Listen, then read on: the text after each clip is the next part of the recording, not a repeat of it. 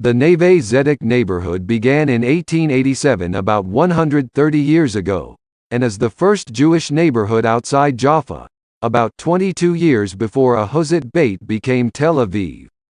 For several years after this, next to Neve Tzedek, additional neighborhoods were established: Neve Shalom, Akva, Ohel Moshe, Mahane Yehuda, Mahane Yosef, and were called Shabazi. Today these neighborhoods are called Neve Tzedek. The reason for the establishment of the neighborhood is the development and growth of Jaffa in the previous years, the renovation of the port that was the gateway to the land of Israel, and the development of steamships that brought Europe closer to Israel. Another factor is the arrival of Arab migrant workers from Egypt and Sudan and their settlement outside Jaffa in the Abu Kabir neighborhood of Manshia and Ajami. Another reason was the settlement of Americans and Germans in the American neighborhood and Sharona, and the Jews who came in the first Aliyah. Aaron Shlush bought the neighborhood lands from the Arab landowners and built his home there, but his family did not want to live there because the place was in isolated dunes.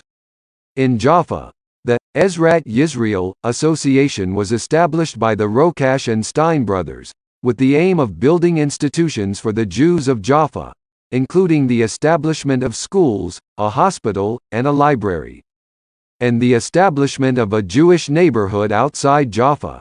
The association bought the lands and divided them into 48 plots, as the number interested in purchasing and building. The price was low to bring in the buyers, which also paid off for Shlush, who knew he could sell more land in the future. And so it was. The neighborhood was built and more small neighborhoods were added to it over the years. A Jewish community was formed with educational institutions in a compound now called Susan Dellel. Spiritualists, religion, literature and art, such as Cy Agnon the writer Yosef Chaim Brenner, Rabbi Kook, the artist Nahum Gutman, and many others. In addition, an infrastructure of building workshops and an agricultural and security industry was established. In World War I, they were all expelled by the Turks for 8 months and returned to their homes after the British occupied the country. After the establishment of the state, many immigrants arrived and settled densely in these neighborhoods. In the 1960s, the roads were paved, but they wanted to demolish the neighborhood and build a modern business district. The lack of decision caused the construction freeze that led to the deterioration of the neighborhood in terms of construction and socially. And in the 1980s a return of residents began and rebuilding continues to this day.